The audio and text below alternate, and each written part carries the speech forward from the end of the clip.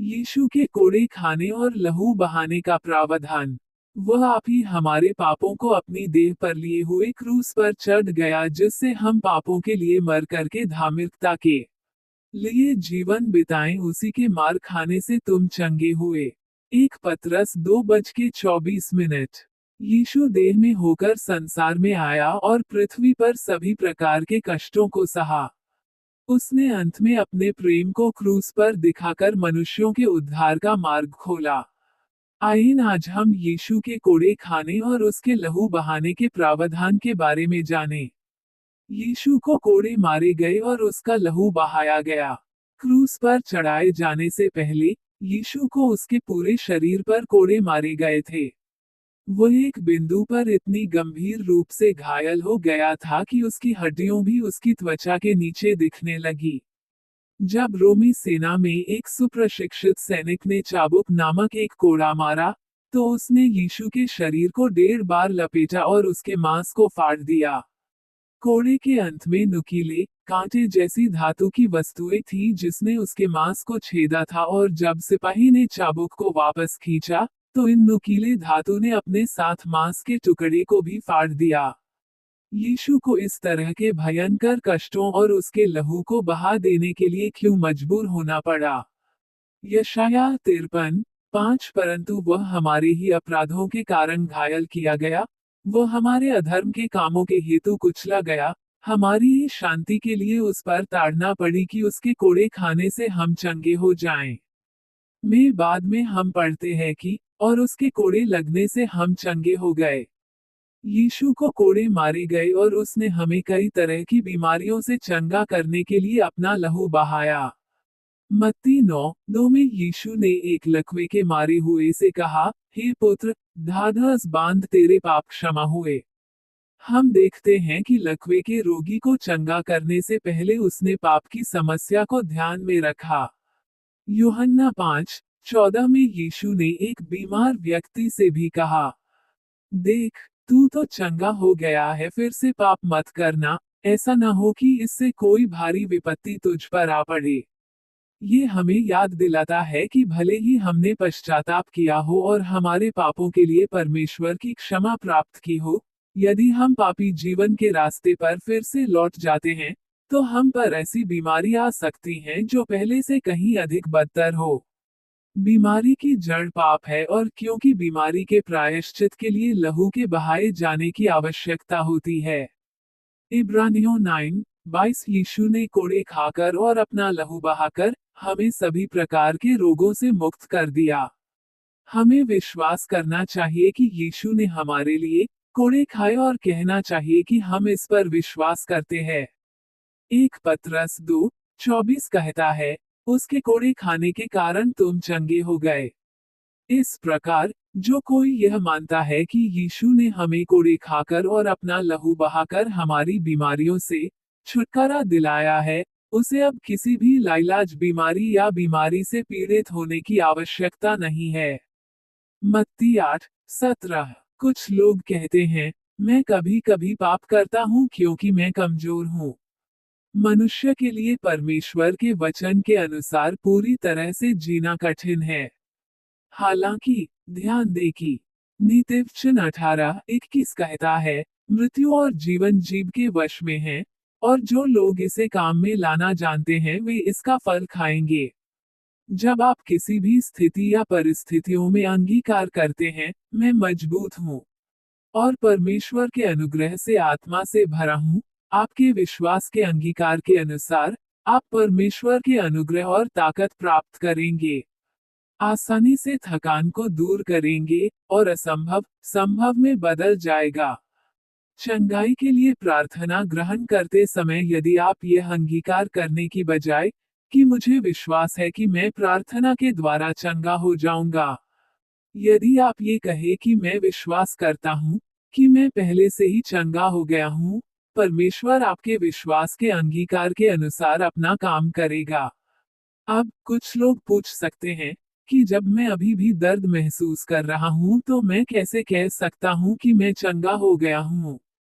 क्या मैं झूठ नहीं बोलूंगा?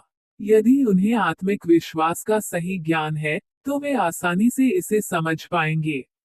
जैसा कि इब्रानियों 11:1 हमें बताता है, अब विश्वास आशा की हुई वस्तुओं का निश्चय और अनदेखी वस्तुओं का प्रमाण है। विश्वास यह नहीं कि चीजों को देखने के बाद उस चीज का अंगीकार करें। ये चीजों को प्रमाण है हालांकि वो दिखाई नहीं देती। जैसे ही आप विश्वास के साथ आशा करते हैं, अपने होठों के साथ अंगीकार करते हुए, मुझे विश्वास है। जब आप हृदय से विश्वास नहीं करते हैं तो आप उन चीजों को प्राप्त नहीं कर पाएंगे जिसकी आपने आशा की थी। केवल जब आप विश्वास के साथ अंगीकार करते हैं जिस पर आप विश्वास कर सकते हैं, तो आप उन चीजों की आशा कर सकते हैं। यदि आप हृदय से विश्वास करते हैं और अपने होठों से अंगीकार करते हैं, परमेश्वर की सामर्थ्य से बीमारियों और कमजोरियों ने मेरे शरीर को छोड़ दिया है, तब हमारे परमेश्वर आपके विश्वास के अनुसार अपना काम करेंगे।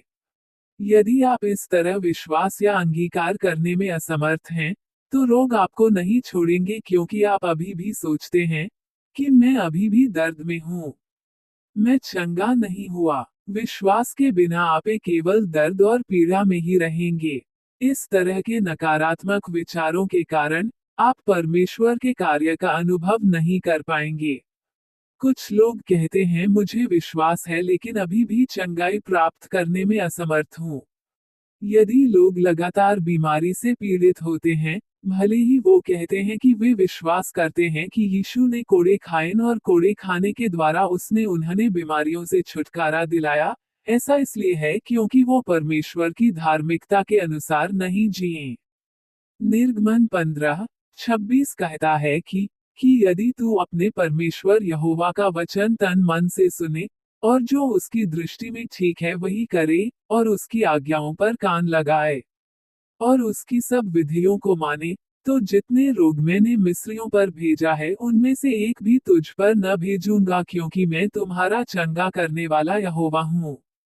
आत्मिक वचनों में मिस्र यहाँ उस संसार को संदर्भित करता है जिसमें हम रहते हैं, और 10 विपत्तियां जो मिस्र पर पड़ी हैं, इस संसार में मौजूद सभी बीमारियों को संदर्भित करती हैं। हम अगर परमेश्वर की आज्ञाओं के अनुसार जीवन जिएं और हम किसी भी प्रकार के रोगों के अधीन नहीं होंगे।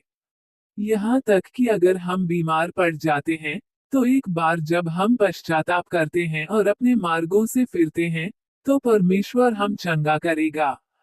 फिर भी आपको अपनी दृष्टि से नहीं, बल्कि परमेश्वर की दृष्टि में धर्मी होना होगा। मनुष्यों की धार्मिकता एक व्यक्ति से दूसरे व्यक्ति में भिन्न होती है क्योंकि जीवन की परिस्थितियां और मूल्य जिनके तहत लोगों ने बड़े होते हुए देखा, सुना और सीखा है, वे अलग अलग हैं।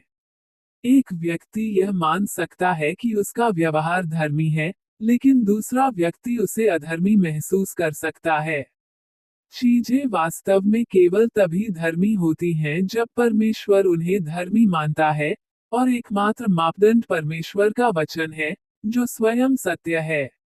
उदाहरण के लिए, जब उनका बच्चा पीटे जाने के बाद रोता हुआ घर आता है, तो माता पिता परेशान हो जाते हैं और दूसरे बच्चों के माता पिता से बात करने की कोशिश करते हैं।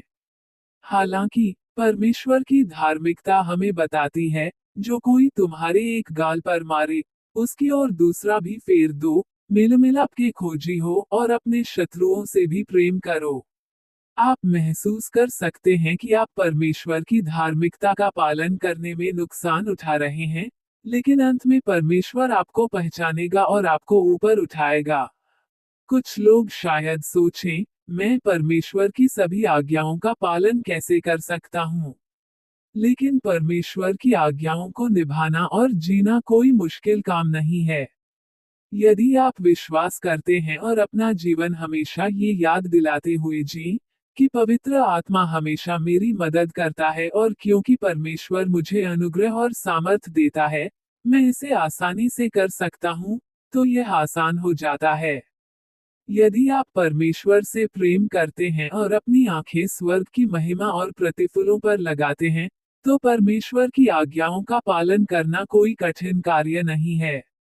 यदि आप सोच रहे हैं, मेरे पास दूर करने के लिए बहुत सारे पाप हैं और मुझे उन सभी को बाहर फेंकने में बहुत समय लग जाएगा, उन पापों की सूची बनाने की कोशिश करें जिन्हें आपको बाहर फेंकने में सबसे अधिक कठिनाई होती है। ये वैसा ही है जैसा कि एक बार सबसे बड़ी जड़ें जमीन से बाहर खींच ली जाती हैं, छोटी जड़ें भी आसानी से बाहर आ जाती हैं। जब लोग अंधकार से बाहर निकलेंगे और ज्योति में चलना शुरू करेंगे, तो परमेश्वर के रास्ते में खड़ी पाप की दीवार नष्ट हो जाएगी। जिस विश्वास से वो विश्वास कर सकते हैं, वो उसके अनुसार परमेश्वर के कार्यों का अनुभव कर सकेंगे। मसीह में प्रिय भाइयों और बहनों, जैसा कि उसे कोड़े मारे गए और उसका लहू बहाया गया, यीशु ने हमें हमारे सभी रोगों और दुर्बलताओं से छुड़ाया। चूंकि आप इस चंगा करने वाले प्रभु से मिले हैं, मुझे आशा है कि आप अपने सभी रोगों से पूरी तरह से चंगे हो जाएंगे और मेहनत से परमेश्वर की आज्ञाओं को मानेंगे।